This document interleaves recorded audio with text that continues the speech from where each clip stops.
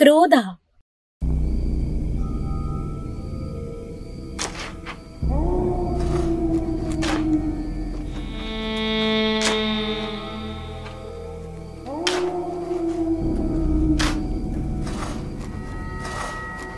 దీంతో కలిసి మొత్తం 5 శవాలను పూడ్చాను.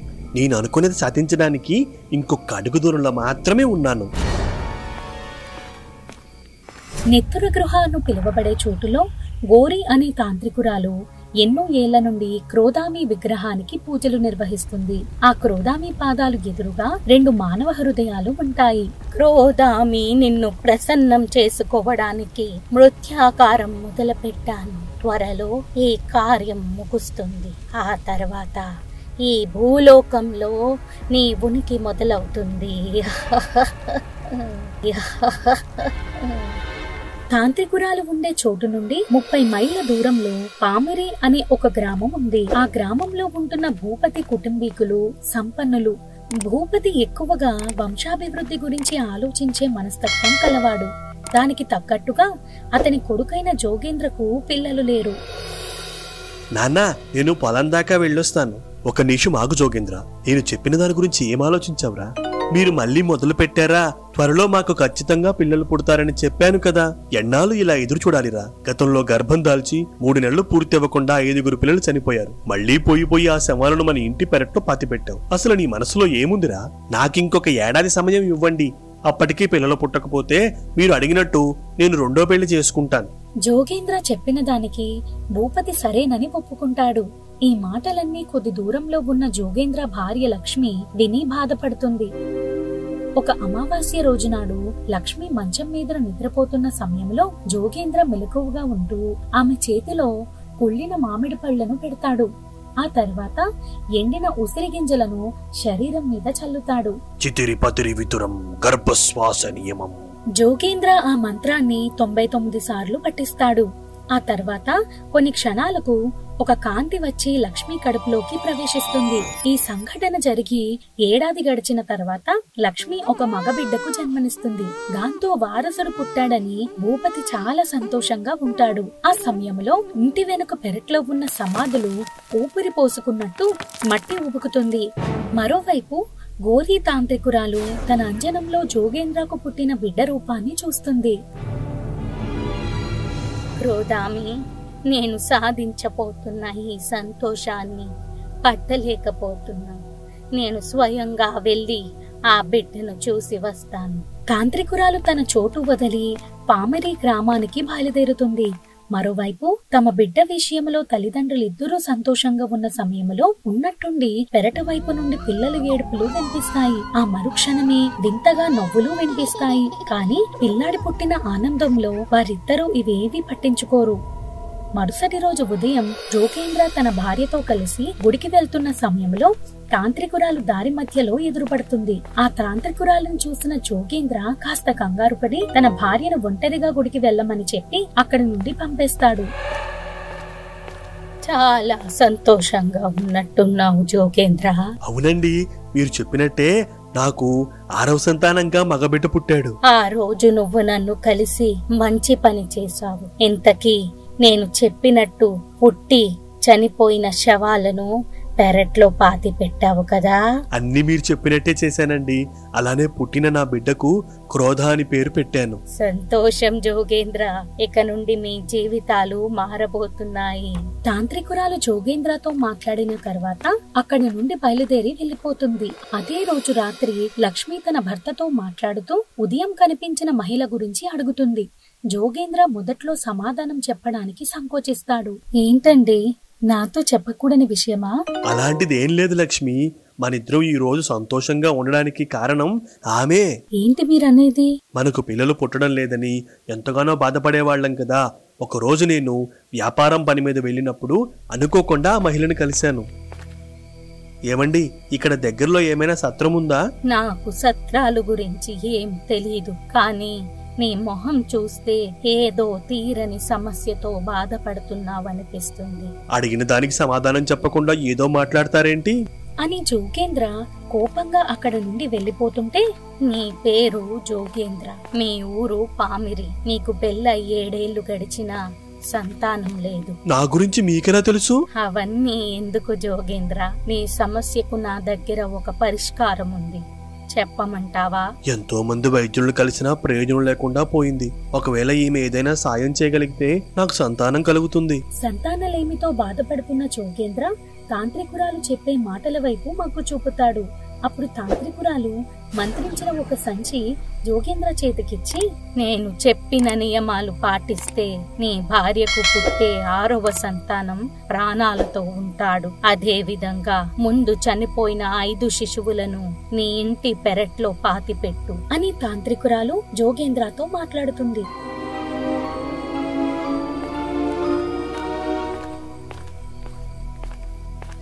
ఆ తర్వాత తాంత్రికురాలు చెప్పిన విధంగా అమావాస్య రోజు చివరి గడియల్లో జోగేంద్ర నియమాలు పాటించడం జరుగుతుంది. అప్పుడు జోగేంద్ర పఠించే మంత్రం కారణంగా లక్ష్మి సృహలోకి రాదు. ఆ తర్వాత గర్భం దాల్చిన 3 నెలలకు శిశువు చనిపోవడం జరుగుతుంది. అప్పుడు జోగేంద్ర ఆ శిశువుని గుడ్డలో చుట్టుకొని తన ఇంటి వెనుక పెరట్లో పాతి పెడతాడు. ఈ విధంగా 5 శిశువులు మరణిస్తారు. కానీ చివరికి 6వ సంతానంగా క్రోధ జన్మిస్తాడు. అలా జరిగిందంతా జోగేంద్ర తన భార్యకు వివరిస్తాడు. నాకు తెలియకుండా ఇంత జరిగిందా? దీనివల్ల భవిష్యత్తులో మన బిడ్డకు ఏ సమస్య ఉండదు కదండి. నువ్వు అవేమీ ఆలోచించక లక్ష్మి, ముందైతే ప్రశాంతంగా నిద్రపో.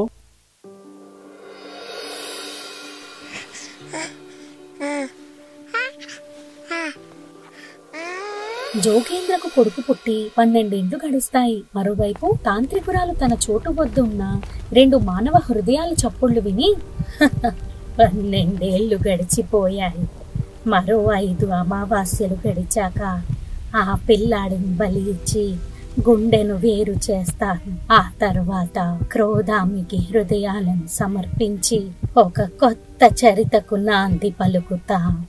తాంత్రికురాలు ఒక దుష్ట కార్యానికి పూనుకుంది. అందుకోసం జోగేంద్ర కొడుకైన క్రోధాను బలిపశువు చేయడానికి తాంత్రికురాలు సిద్ధపడుతుంది. క్రోధాకు 12 ఏళ్లు నిండిన తర్వాత వచ్చిన మొదటి అమావాస్య రోజు నాడు జోగేంద్ర ఇంటి పెరట్లో ఉన్న ఒక సమాధిలో నుండి నల్లటి దుష్టాత్మ బయటకొస్తుంది. అప్పుడు మిగిలిన సమాధుల నుండి ఏడుపులు రావడం మొదలవుతుంది. ఆ తర్వాత దుష్టాత్మ ఇంట్లోకి చేరుకొని నిద్రపోతున్న క్రోధ శరీరంలోకి ప్రవేశిస్తుంది. ఎప్పుడైతే శరీరంలోకి ఆత్మ ప్రవేశించిందో క్రోధ గుండె చప్పుడు మరింత పెరుగుతుంది.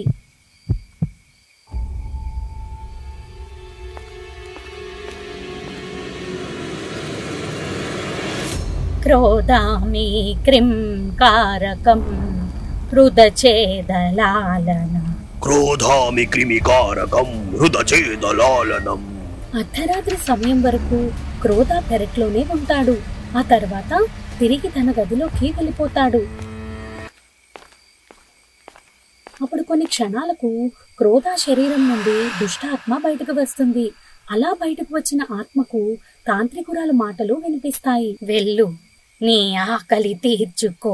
తాంత్రికురాలు స్వరం విన్న తర్వాత దుష్టాత్మ ప్రయాణించి భూపతి ఉన్న గది వైపు వెళ్తుంది. అప్పుడు మత్తుగా నిద్రపోతున్న భూపతిని చూసిన దుష్టాత్మ అమాంతం భూపతి గుండెను వేరు చేసి తినేస్తుంది. అదే సమయంలో నిద్రపోతున్న క్రోధ నోరు రథంతో తడిసి ఉంటుంది. కొన్ని క్షణాల తర్వాత దుష్టాత్మ అక్కడి నుండి తిరిగి సమాధిలోకి వెళ్ళిపోతుంది. క్రోధామి, నీ ఉనికి చూపడానికి మరో 4 అమావాస్య గడియలు మాత్రమే మిగిలి ఉన్నాయి. ఇప్పుడు క్రోధ గుండు అనేది దుష్ట శక్తితో బలపడుతుంది. త్వరలో ఆ గుండెను నీకు సమర్పిస్తాను. ఎంత ఘోరం జరిగిపోయిందక్క. అసలు ఈ హత్య ఎవరు చేసుంటారంటావు? ఎవరికి తెలుసు? నేను అనుకోవడం ఆస్తి తగాదాలతో ఆ కొడుకే తండ్రిని చంపేసుంటాడు. మరి ఇంత దారుణమా? గుండెను వేరు చేసి చంపేస్తారా? గ్రామస్తులు భూపతి చావు గురించి రకరకాలుగా మాట్లాడుకుంటారు. మరోవైపు తండ్రి దూరమైన బాధలో ఉన్న జోగేంద్రను లక్ష్మి ఓదారుస్తుంది. ఈ చావు వెనుక ఎవరు ఉన్నారనే ప్రశ్న అందరిలోనే ఉంది, కానీ సమాధానం మాత్రం లేదు. అలా 2 పక్షం రోజులు గడుస్తాయి. అప్పుడు తిరిగి మళ్లీ అమావాస్య రోజు రాగా మునుపటిలాగా పెరట్లో ఉన్న మరో సమాధి నుండి దుష్టాత్మ బయటకొచ్చి క్రోధ శరీరంలోకి ప్రవేశిస్తుంది. ఆ తర్వాత జరగాల్సిన తంతు జరుగుతుంది. ఈసారి దుష్టాత్మ ఆరుబయట నిద్రపోతున్న ఒక ముసలితాత గుండెను వేరు చేసి చంపేస్తుంది. మరుసటి రోజు తాత మరణ వార్త తెలిసి ప్రజల్లో గుబులు మొదలవుతుంది. ఈ విధంగా 2 నెలల కాల వ్యవధిలో క్రోధాలో దుష్టశక్తి ప్రభావం పెరగడానికి తాంత్రికురాలు సాయశక్తులా ప్రయత్నాలు చేస్తుంది. అదే విధంగా ఊర్లో సంభవించే వింత చావులకు ప్రజలు భయాందోళనకు గురవుతారు. దాంతో పగటిపూట కూడా ప్రజలు ఇళ్ల నుండి బయటకు రావడానికి సాహసించరు. అసలు గురూజీకి వేళ బాళ ఉండదు. ఎప్పుడు ఏదో ఒక పని చెప్తారు. ఈసారి నా హక్కుల కోసం గట్టిగా పోరాడాలి, లేదంటే చాలా కష్టం. బుడతదయ్యం గాల్లో ప్రయాణిస్తూ పామరి గ్రామం మీదుగా వెళ్తుంది. ఆ సమయంలో బుడతదయ్యం అనుకోకుండా తన చేతిలో ఉన్న సంచిని జారవిడుస్తుంది. అప్పుడు బుడతదయ్యం కిందకు రాగా అది జోగేంద్ర ఇంటి పెరటు. అబ్బా, ఈ సంచి ఎక్కడ పడిపోయిందో ఏంటో. బుడతదయ్యం సంచి కోసం పెరట్లో వెతుకుతున్న సమయంలో అక్కడున్న సమాధుల వద్ద సంచి కనిపిస్తుంది. అప్పుడు బుడతదయ్యం సంచి కోసం వెళ్ళినప్పుడు ఒక్కసారిగా ఏవో చేతులు బయటకు వచ్చి బుడతదయ్యాన్ని పట్టుకుంటాయి. ఆ సమయంలో బుడతదయ్యం అతి కష్టం మీద వదిలించుకోగా ఆ చేతులు తిరిగి మాయమైపోతాయి.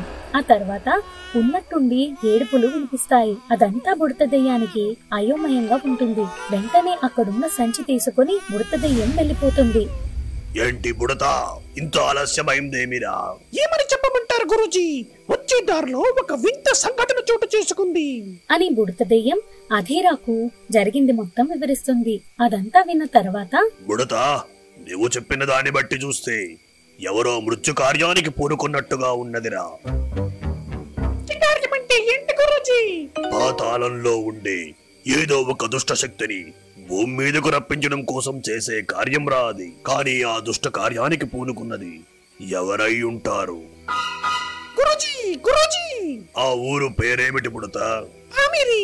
అధీర పామిరి గ్రామానికి వెళ్లడానికి సిద్ధపడతాడు. మరోవైపు క్రోధ ప్రవర్తనలో మార్పు రావడం తల్లిదండ్రులు గమనిస్తారు. ఎందుకంటే క్రోధ ఎక్కువగా పెరట్లో ఉన్న సమాధుల వద్ద కూర్చుంటాడు. దాంతో ఒక రోజు లక్ష్మి తన బిడ్డ జాతక చక్రాన్ని గుడిలో పూజారికి చూపిస్తుంది. తల్లి, నీ బిడ్డ జాతకంలో ఏదో ప్రాణగండం ఉందమ్మా. ప్రాణగండమా? అవును తల్లి, రాబోయే అమావాస్య ఘడియల వరకు నీ బిడ్డను జాగ్రత్తగా కాపాడుకోండి. పూజారి మాటలు విని లక్ష్మి కంగారు పడుతుంది. ఆ తర్వాత ఇంటికి చేరుకున్న లక్ష్మి తన భర్తతో కొడుక్కి ఉన్న ప్రాణగండం గురించి చెప్తుంది. ఆ సమయంలో జోగేంద్ర తన భార్యకు ధైర్యం చెప్తాడు. ఇదిలా ఉండగా 2 రోజుల ప్రయాణం తర్వాత పౌర్ణమి రోజున అధీర పామిరి గ్రామానికి చేరుకుంటాడు. అప్పుడు బుడతదయ్యం జోగేంద్ర ఇంటి వద్దకు తీసుకొస్తుంది. ఆ తర్వాత అధీర ఇంటి వెనక పెరట్లోకి వెళ్ళగా అక్కడ సమాధుల నుండి ఏడుపులు వినిపిస్తాయి. కానీ ఒక సమాధి నుండి మాత్రం నవ్వులు వినిపిస్తాయి. అసంపూర్ణ శిశువులు మరణించిన కారణంగా ఈ ఘోషలు వినిపిస్తున్నాయి బుడత. ప్రస్తుతం ఒక సమాధి నుండి దుష్ట ఆత్మ బయటకు రావడానికి సరైన సమయం కోసం ఎదురు చూస్తోందిరా. మరిప్పుడు ఏం చేయబోతున్నారు గురూజీ? ఈ సమస్య ఒక కొలిక్కి రావాలంటే ఆ ఇంటి వారసుడిని కలవాలిరా. మరుసటి రోజు ఉదయం అధీర జోగేంద్రను కలిసి మాట్లాడతాడు. అప్పుడు అధీర చెప్పే మాటలను జోగేంద్ర నమ్మలేకపోతాడు. ఏంటండి మీరనేది? అసలు నా ఇంటి పెరట్లో దుష్టాత్మలు ఉండడం ఏంటి? నేను చెప్పినట్టు చేస్తే ఆ సమాధుల్లో ఆత్మలు ఉన్నట్టు నిరూపిస్తా. నేనిప్పుడు ఏదీ తేల్చుకోలేని పరిస్థితిలో ఉన్నాను. ఏమండి, మొన్న పూజారి గారు ప్రాణగండం ఉందన్నారు, ఇప్పుడేమో ఈయన ఆత్మలంటున్నారు. పోనీ ఒకసారి ఆయన చెప్పినట్టు చేద్దామండి. భార్య చెప్పిన దానికి జోగేంద్ర సరేనని ఒప్పుకుంటాడు. అదే సమయంలో కొద్ది దూరాన క్రోధ నిలబడి ఉంటే అధీర దగ్గరకు వెళ్లి పిల్లాడిని తాకుతాడు. ఆ తర్వాత జోగేంద్రతో కొన్ని విషయాలు చెప్పి అవన్నీ సిద్ధం చేయమని అంటాడు. మరోవైపు తాంత్రికురాలు తన చోటులో రాబోయే అమావాస్య రోజు కోసం ఎదురు చూస్తుంది. ఇంకొక్క అడుగు దూరంలో ఉన్నాను క్రోధామి. ఆ తర్వాత ఎవ్వరూ ఈ కార్యాన్ని అడ్డుకోలేరు. మీ బిడ్డను తీసుకొచ్చి ఆ చక్రవలయ మధ్యంలో నిలబెట్టు జోగేంద్ర. అప్పుడు నా మంత్రశక్తి కారణంగా సమాధుల్లో ఉండే ఆత్మలు బయటికొస్తాయి. కాబట్టి మీరు భయపడకండి. అధీర మంత్రాలు చదవడం మొదలుపెట్టగా చక్రవలయం చుట్టూ ఉన్న కాటి దీపాలు వెలుగుతాయి. ఆ సమయంలో క్రోధ కొంచెం భయంగా చూస్తున్నాడు. కొద్దిసేపటికి అధీరా మంత్రాలను క్రోధ వినలేకపోతాడు. ఆ సమయంలో క్రోధ గట్టిగా అరవడంతో పెరట్లో ఉన్న సమాధుల నుండి దుష్ట ఆత్మలు ఒక్కొక్కటిగా బయటకొస్తాయి. అలా బయటకొచ్చిన ఆత్మలు క్రోధ శరీరంలోకి ప్రవేశించడానికి ప్రయత్నించగా అవి చక్రవలయం దాటి ముందుకు వెళ్ళలేకపోతాయి. అదంతా చూసి జోగేంద్ర వాళ్ళు ఆశ్చర్యపోతారు. చివరిగా అధీరా మంత్రాలు ఎప్పుడైతే చదవడం ఆపుతాడో క్రోధ మామూలు స్థితిలోకి వస్తాడు. ఆ తర్వాత దుష్టాత్మలు అక్కడి నుండి వెళ్ళిపోతాయి. చూసావు కదా జోగేంద్ర, ఆత్మలు నీ బిడ్డ శరీరంలోకి ప్రవేశించాలని చూశాయి. ఇదంతా మాయమాంత్రికుల వల్ల జరిగింది. ఆమె మాటలు విని మోసపోయాను అని జోగేంద్ర మాంత్రికుల్ని కలిసిన విషయం మొత్తం అధీరాకు చెప్పి బాధపడతాడు. నువ్వు దిగులు పడకు జోగేంద్ర, నీ బిడ్డ ప్రాణాలను నేను కాపాడుతాను. ఈ అమావాస్య రోజు నాడు అన్నిటికీ ముగింపు పలుకుతాను. అధీరా వారిద్దరికీ ధైర్యం చెప్పి పంపుతాడు. ఆ తర్వాత అధీరా 3 రోజుల పాటు ఆక్రోశయాగం చేయడానికి సిద్ధపడతాడు. దానికోసం అధీరా పెరట్లో ఉన్న సమాధుల ముందు ఎద్దుపురను పెట్టి ఆ తర్వాత సమాధుల మీద మర్రి చెట్టు ఊడలను త్రిభుజాకారంలో అమరుస్తాడు. గురూజీ, ఏం చేస్తున్నారు? ఆక్రోశ యాగం ద్వారా దుష్ట ఆత్మలను శాంతి కలగజేయబోతున్నాను రాబడతా. నువ్వు ఈ 3 రోజుల పాటు క్రోధాన్ని ఒక గంట కనిపెడుతూ ఉండు. సరే గురూజీ. బుడత దెయ్యంతో మాట్లాడడం పూర్తయిన తర్వాత అధీరా ఆక్రోశ యాగం మొదలు పెడతాడు. ఆక్రోశ సమాధి విచ్ఛిన్నం, ఆక్రోశ దృష్టాత్మ ప్రక్షాళన, ఆక్రోశ సమాధి విచ్ఛిన్నం, ఆక్రోశ దుష్టాత్మ ప్రక్షాళన. అధీరా 2 రోజుల పాటు నిరంతరాయంగా మంత్రాలు జపించడం వల్ల సమాధుల్లో ఉండే ఆత్మలు మరింతగా ఘోషిస్తాయి. ఈ ఆత్మల ఘోషల అనేది తాంత్రికురాలికి వినబడుతుంది. దాంతో ఏదో ముప్పు రాబోతుందని తాంత్రికురాలు పామిరి గ్రామానికి బయలుదేరుతుంది. మరోవైపు క్రోధాకి కాపలాగా బుడత దెయ్యం తిరుగుతుంది. మా అమ్మ వాళ్ళు మాట్లాడుకుంటే విన్నాను, నేను త్వరలో చావబోతున్నానంట కదా. అధీరా ఉండగా నువ్వు దేనికి భయపడాల్సిన పని లేదు. ఒకవేళ నా కోసం ఆ తాంత్రికురాలు వస్తే? ఖచ్చితంగా వస్తుంది.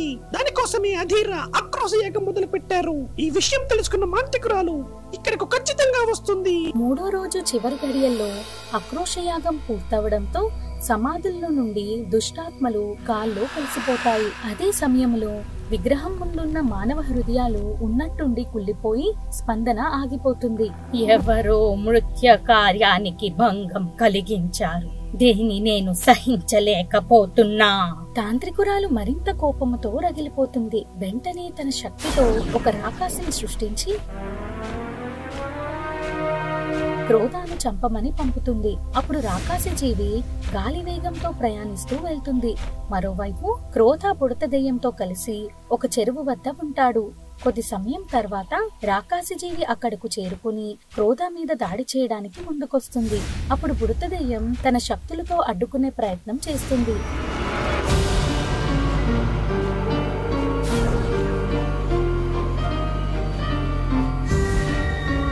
ఆ సమయంలో రాకాసికి చిక్కకుండా బుడత దెయ్యం అటూ ఇటూ తిరుగుతూ ఒక ఆట ఆడుకుంటుంది.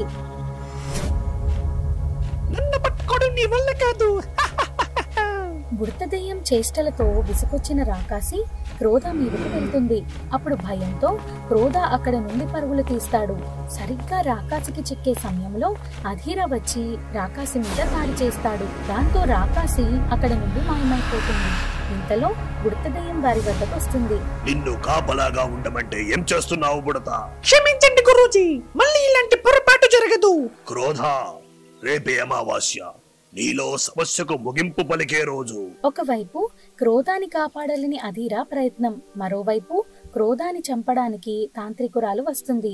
మరుసటి రోజు అమావాస్య కావడంతో అధీరా పూజకు సిద్ధమవుతాడు. అదే సమయంలో తాంత్రికురాలు పామిరి గ్రామంలోకి అడుగుపెట్టి జోగేంద్ర ఇంటి వైపు వస్తుంది. ఆ మార్గం మధ్యలో బుడత దెయ్యం ఎదురుపడుతుంది. ఆ జోగేంద్ర చెప్పిన మాటలు బట్టి చూస్తే ఆ మాయా తాంత్రికురాలివి నువ్వే అనుకుంటా. మాటలు జాగ్రత్త, లేదంటే నిన్ను ముక్క ముక్కలుగా చేసేస్తా. ఈ మాటలకేం తక్కువ లేదు గాని అక్కడ గురూజీ నీ కోసం ఎదురు చూస్తున్నారు. పద. కొద్ది సమయం తర్వాత తాంత్రికురాలు అధీరా ముందుకొస్తుంది. ఆ సమయంలో క్రోధ ఒక దగ్గర తన వాళ్లతో నిలబడి ఉంటాడు. నా కార్యాన్ని అడ్డుకున్నది అధీరానా? నీ గురించి ఎన్నో కథలు విన్నాను. మరి ఆ కథల్లో పతనమైన వారి గురించి వినలేదా? అయినా నీ స్వార్థం కోసం అమాయకులను బలి పశువులుగా చేస్తున్నావు. అసలు ఎవరు నువ్వు? దుష్ట పాపాలకు ఆద్యం పోసే క్రోధామి భక్తురాలిని. నేనే ఘోరి. ఇప్పుడు ఆ పిల్లాడి ప్రాణాలు తీస్తే గాని నా కోపం చల్లారదు. తాంత్రికురాలు కోపంతో తన శక్తిని క్రోధం మీద ప్రయోగించినప్పుడు అధీరా మంత్రశక్తి కారణంగా వారికి ఏ ప్రమాదం సంభవించదు. ఆ క్రమంలో తాంత్రికురాలు అధీరాతో పోరాడుతుంది.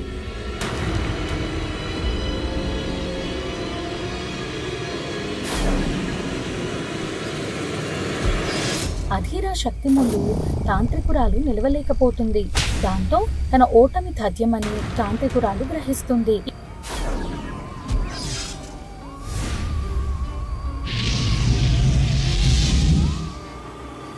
ఈ రోజు నువ్వు గెలిచి ఉండొచ్చు అధీరా, కానీ నేను మళ్ళీ తిరిగొస్తా, నీ అంతు చూస్తా.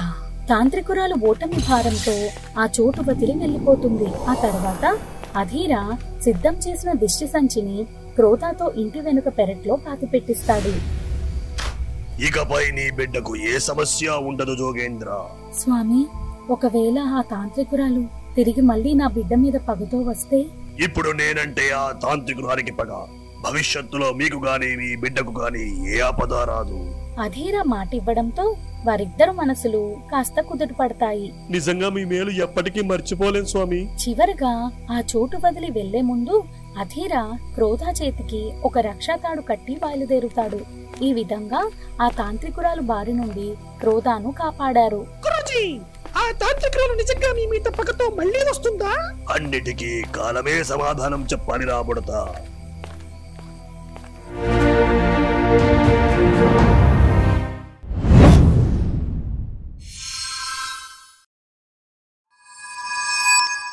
For more horror stories, please subscribe our channel.